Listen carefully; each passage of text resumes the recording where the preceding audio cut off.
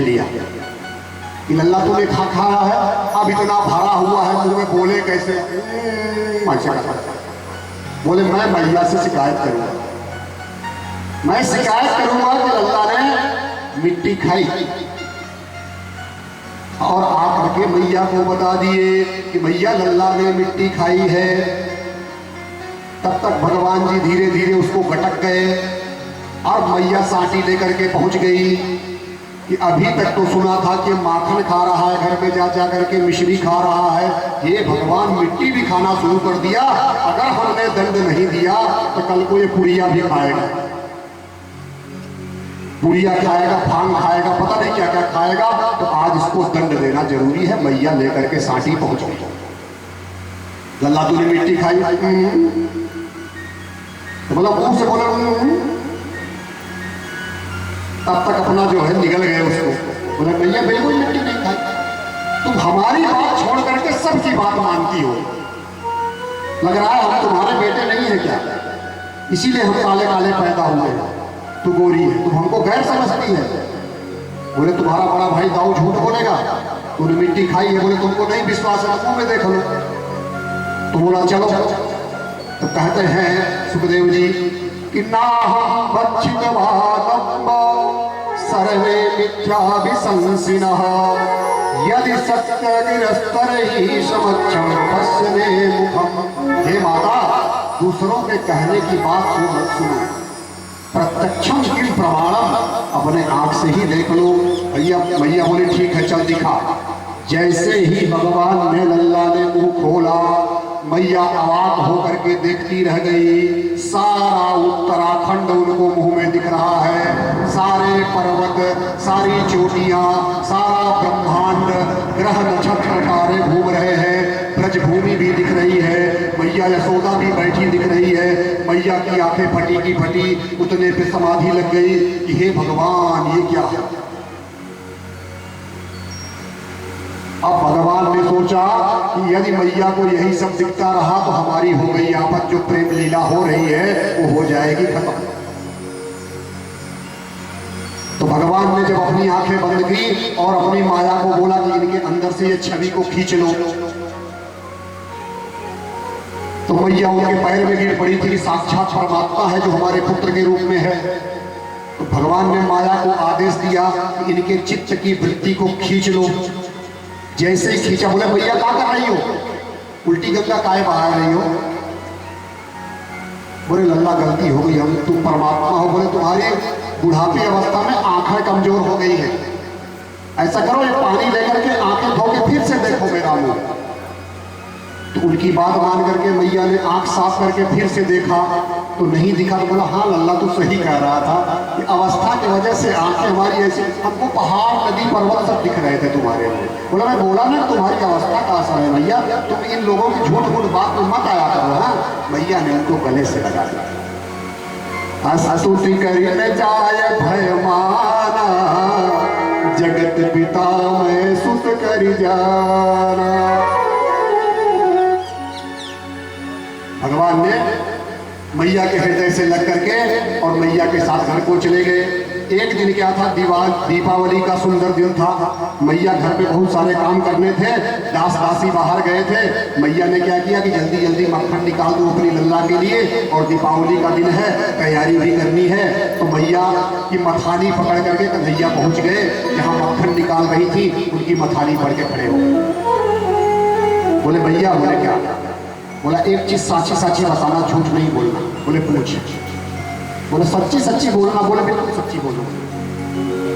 तो बोले ये बता भैया कि तुझे दूध ज्यादा प्यारो लागे कि पूत? दूध प्यारो कि पूत प्यारो? बोला लल्ला तो कैसी बात करता है, तुमसे बड़ा हमारे लिए कौन हो सकता है, हमको तो हमारा पूत ही प्यारा है।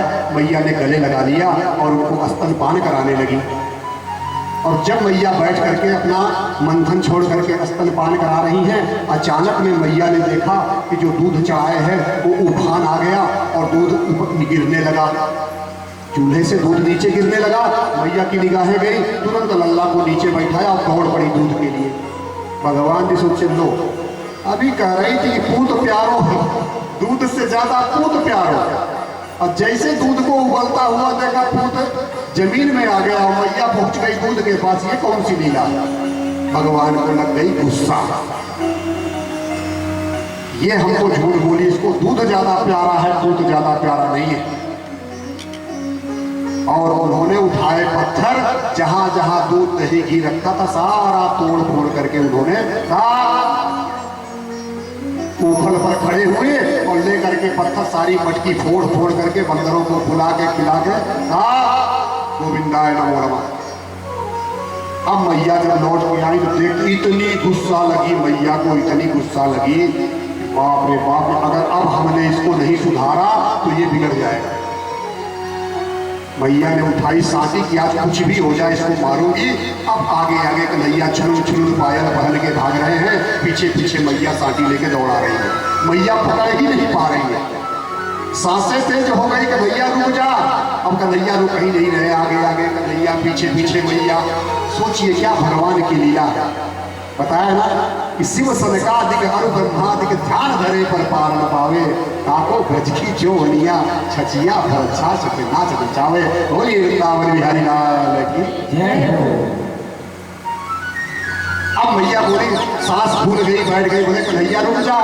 तो बोला तू क्यों हमको दौड़ा रही है, तू मारेगी? बोले मारेंगे नहीं तुमको। तो बोले तब क्या करेगी मैया?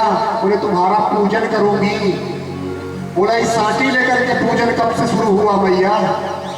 बोले बेटा बुढ़ापे की अवस्था है, अब साटी लेके चला नहीं रखेंगे तो चल नहीं पाएंगे, तो चलने के लिए हमने साटी पकड़ रखी है, बाकी तो तुमको इसलिए पकड़ रहे हैं कि तुम्हारा पूजन करेंगे, तुम प्यारो से लल्ला है। बोला साची साची बोल। बोला साची साची बोल रहा हूँ। पूजन करेगी? बोला हाँ पूजन करेंगे।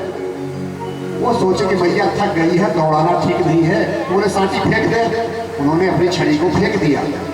कन्हैया आकर के गोदी में बैठ गए। अब जैसे पकड़ में आए बोले रुक जा, आज ऐसा पूजन करूंगी तुम्हारा, ऐसा पूजन करूंगी कि तू भी याद करेगा। चल। अब पकड़ के हाथ उसको ले आई कि आज तो इसी उखल पे चढ़ करके जो है तोड़ा है ना, इसी से इसको बांधूंगी, सारा दिन बांध के, सारा दिन इसको बांध के रखेंगे। और मैया ने रस्सी इकट्ठा किया और उस रस्सी से उनको उदर को बांध रही हैं। और जब बांध रही है तो रस्सी 2 अंगुल कम पड़ गई। मैया ने दूसरी रस्सी ले आए, 2 रस्सी जोड़ करके बांध रही, फिर 2 अंगुल कम। तीसरी रस्सी, जितने घर में रस्सियां थी मैया ने सारी रस्सियां जोड़ दी, लेकिन जब बांधने के लिए जा रही हैं तो 2 अंगुल कम। अब बताइए 2 ही अंगुल रस्सी कम क्यों पड़ रही है? इसका दार्शनिक और तात्विक अर्थ समझिएगा। 2 अंगुल कभी क्यों थी? भक्त जनों का परिश्रम और भगवत कृपा, ये 2 चीजें हैं। भक्त जनों का परिश्रम और भगवत कृपा, जब तक ये दोनों पुष्ट नहीं होते हैं तब तक भगवान बंधन में नहीं आते। तो भगवान बंधन में कब आएंगे? भक्त जनों की भक्ति और परिश्रम और भगवान का अनुग्रह। एक परीक्षार्थी बहुत पढ़ाई करता है और दोनों लोग वही उत्तर लिखते हैं, लेकिन जांचने वाला किसी को ज्यादा नंबर दे देता है, किसी को कम देता है। ये उसका अनुग्रह है, ये उसकी कृपा। तो ये इन दोनों की पूर्ति के लिए रस्सी 2 अंगुल कम पड़ गई। भगवान ने सोचा मैया हो जाएगी परेशान, तो भगवान ने अपनी कृपा करके रस्सी से बंधवा लिया और मैया ने उनको उखल से बांध दिया। ऊपर से बांध करके मैया चली गई अपना काम करने के लिए, भगवान जी बंध गए। बताइए, भगवान जी बंध गए और बंद करके जब मैया काम करने लगी तो ऊफल को घसीटते घसीटते बाहर ले गए और बाहर 2 अर्जुन के वृक्ष थे, उन वृक्षों के बीच में से रस्सी से निकल रहे हैं। रस्सी को कहते हैं संस्कृत में दाम, रस्सी को कहते हैं दाम और पेट को कहते हैं उदर। तो उनके उदर को दाम से बांधा गया तो भगवान का नाम हो गया दामोदर।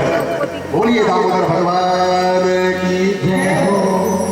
अब वो उखल को खींचते खींचते ले गए अर्जुन के 2